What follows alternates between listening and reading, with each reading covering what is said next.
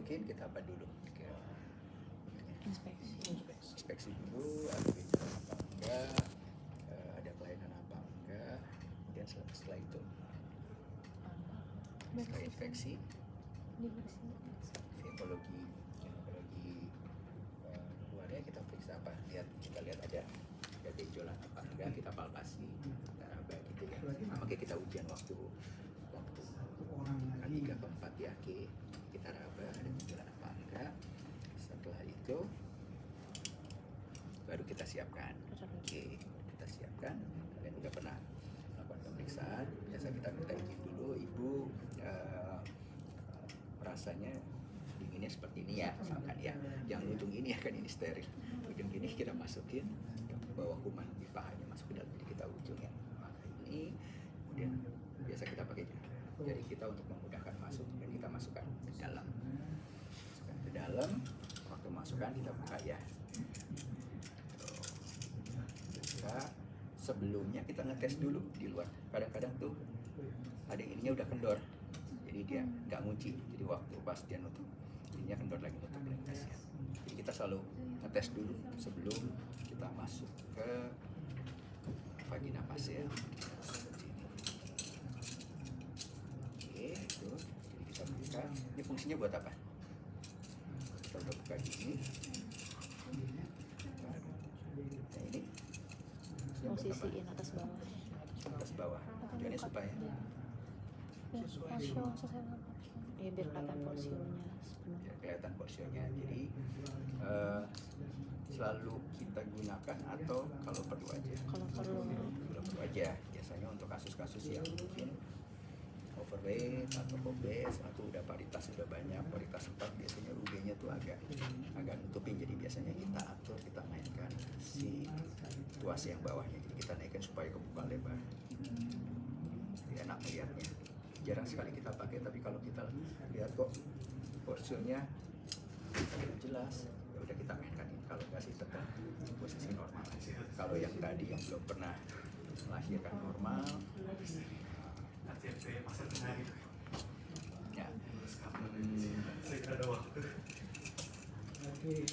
Kalau dia udah B3, udah B4, kita selalu pakai yang ukurannya besar. Enggak juga. Yang tetap pakai ukurannya kecil, yang tipe pasien yang kayak gimana? Dia misalkan P3. Pendek, dia pendek nggak sih ya? Tadi sesar, tiga-tiganya sesar, jadi nggak pernah ada lewat bawah. Kita pakai yang kecil. Jangan karena ibu anaknya berapa 3, oke. Kita pakai yang gede ibu ya. Ibunya belum sempat ngejelasin, kita udah pakai gede, ibunya sakit besi. Kita juga kok ada sempit ya, nggak kayak patus normal. Kita lihat rupanya ada sesar. Itu juga kita tanyakan ya, walaupun dia udah P3, P4, kita tanya dia ada dibayar sesar apa enggak. Oke. Dan kemudian kita masuk terus.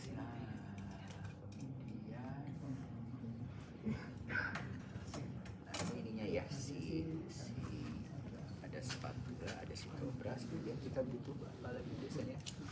Gelas kaca buat molesin ya, preparatnya ya. Terus mana dulu yang kita pakai? Yang spatula. Yang mana yang kita pakai? Yang ujung. Ini dua ini. Oke, jadi misalkan putih itu bentuknya kayak gini mirip gitu. Arahnya gimana? Arahnya terus dulu ya. Terus sampai balik lagi ke 180 sampai 360.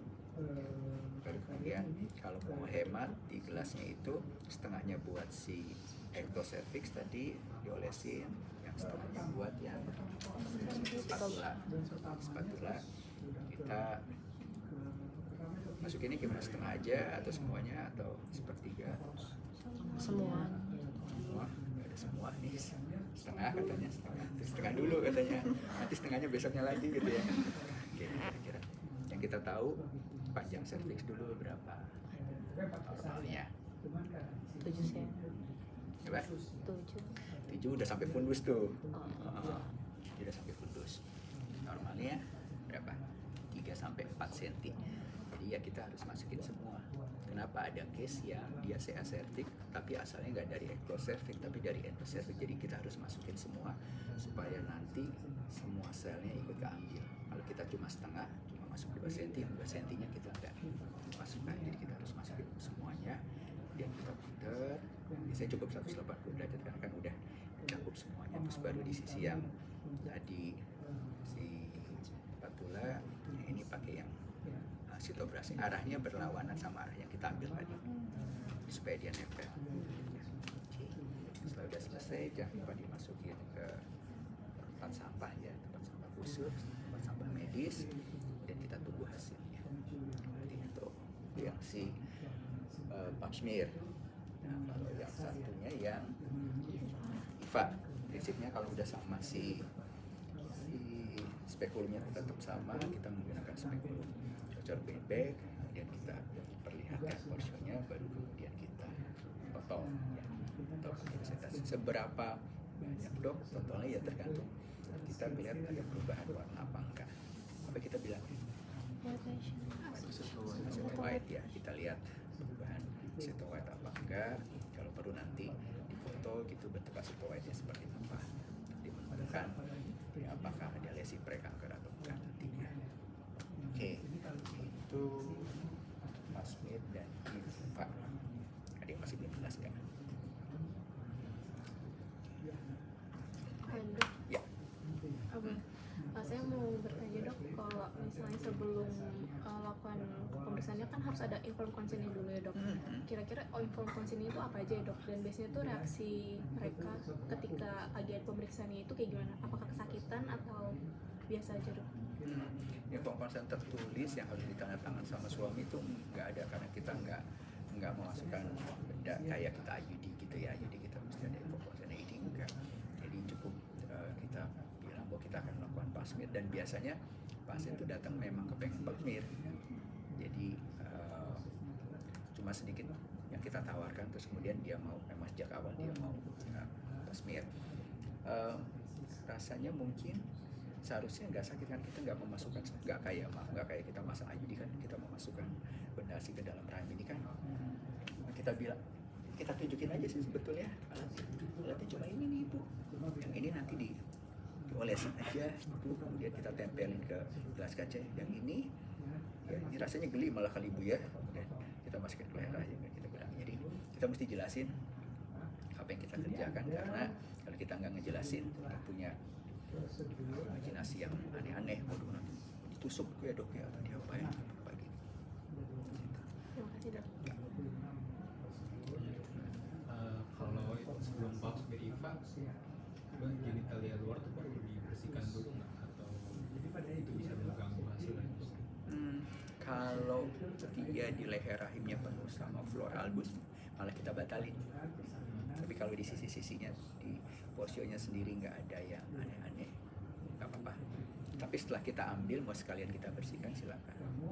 Cuma jangan dibersihin dulu, bersihin dulu nanti kita semprotin NaCl gitu. Biasanya kan kita bilasnya gitu, kita semprotin NaCl ikut kebilas sel-sel yang ada di depan. Jadi biasanya kita ambil dulu, baru kemudian kita bersihkan di pinggir-pinggirnya. Tapi kalau di porsionya penuh sama keputihan, ya kita bilang, oh ini banyak keputihan, kita batalin ya, pas kita bersihin dulu, itu balik lagi seminggu, kita kasih obat dulu, seminggu kita ambil masuknya. Kalau vulvanya labia major itu perlu dibersihkan? Oh iya, betul, septic betul. Lalu yang pertama, jadi kita usap buang, usap sekali buang, jadi nggak yang bolak-balik gitu ya. Oke, betul. Kalau untuk spekulum itu harus pakai lubrikan nggak dok? Atau langsung? Pakai, tapi nggak yang terlalu banyak supaya nggak kesenggol sama si porsionya ya. Jadi mungkin agak di ujungnya, tapi nggak yang pas di ujung banget karena takutnya kena porsionya. Tapi kayaknya harus kasih pelicin karena kan sakit nantinya ya.